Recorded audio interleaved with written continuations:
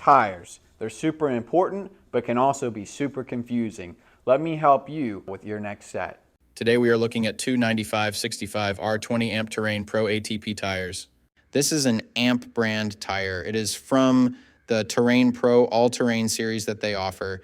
This tire has a performance designation of winter and all-season all-terrain passenger light truck and SUV tire. This tire has a 10-ply construction. I will go over what that means in just a moment. Some of the manufacturer listed features of this tire include: this is an Amp brand tire. It is from the Terrain Pro all-terrain series that they offer. This tire has a performance designation of winter and all-season all-terrain passenger light truck and SUV tire. So to start, we will look at the tire size. This is one of the most important parts, if not the most important part of your tire shopping journey, because if you order the wrong size, they more than likely won't work on your vehicle. This tire size should be showing on the screen right now. So let's work from left to right and break down what these three numbers mean. When you're making your next tire purchase, there's some numbers that you need to keep in mind. The first number is for the section width of the tire. The section width of 295 in this sequence refers to the tire's width in millimeters. In other words, this tire is 295 millimeters wide from sidewall to sidewall. The second number in the tire size refers to the aspect ratio. 65 in the sequence is the aspect ratio of the tire. The aspect ratio is a percentage, and it tells you the ratio of the tire's height to its width. In this example, the aspect ratio number 65 means that the tire's height is 65% of its width.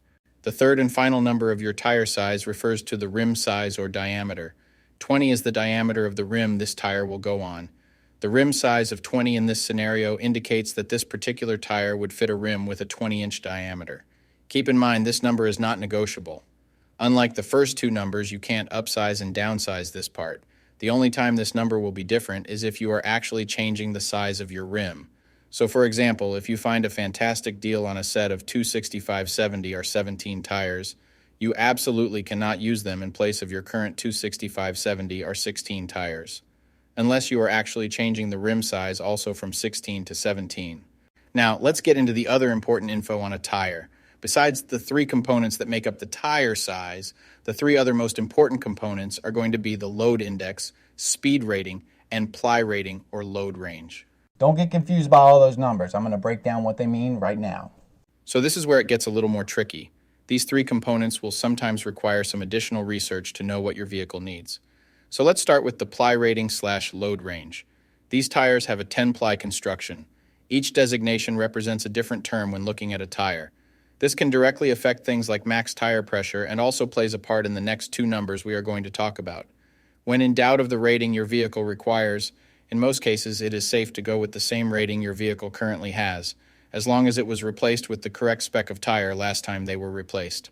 Now let's talk about the other two components, load index and speed rating. Next to your tire size, you will see a number and letter combination like 70M. The number 70 is the load index. This is the number relative to the weight capacity of the tire. The higher the number, the greater the load carrying capability of the tire. Load index ranges from 0 to 150. If you are replacing your tires, they have to be the same or higher load index, never lower.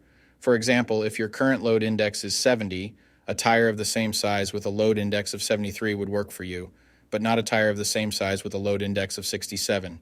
If you replace your tires and the new ones have a lower load index, the tire has a higher likelihood of bubbling and eventually blowing out. So make sure you pay attention to this when buying your set. So for the tire we are looking at today, the load index of 70 represents a weight capacity of 739 pounds. For my metric system using friends, that would be a capacity of 335 kilograms. Located next to the load index we just talked about, there is a letter. The letter M is the speed rating for this tire. This is the maximum speed sustainable for the tire. Each letter has a corresponding speed rating approved by the Department of Transportation and the tire manufacturer. Alphabetically, the speed rating increases as the letters advance from A to Z, except for the letter H, which we'll explain in a minute. The most common speed ratings range from L, 75 miles per hour, to W, 168 miles per hour. High-performance racing tires speed rated 168 miles per hour or higher are marked ZR. Originally, tire speeds were just S, H, or V, S being the slowest, H being the middle, and V being the fastest.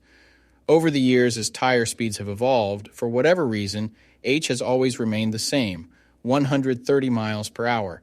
When Z-Speed rated tires were first introduced, they were thought to reflect the highest tire speed rating that would ever be required, in excess of 240 kilometers per hour or 149 miles per hour.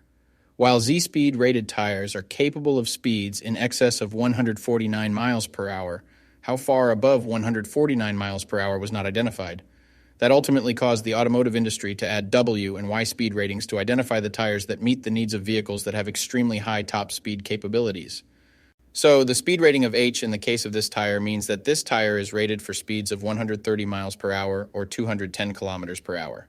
While speed rating is important in some unique cases, you shouldn't spend a ton of time focusing and comparing tires based solely off of this. While you do want to make sure the tire matches your vehicle manufacturer's specified speed rating, in almost all cases, the speed rating of a tire should always be above 85 miles per hour, which is technically the fastest posted speed limit anywhere in the United States. In conclusion, when looking at this set, make sure your current numbers and letters all match to ensure a seamless buying experience. Thanks for joining me on this journey through the wonders of tires. Peace.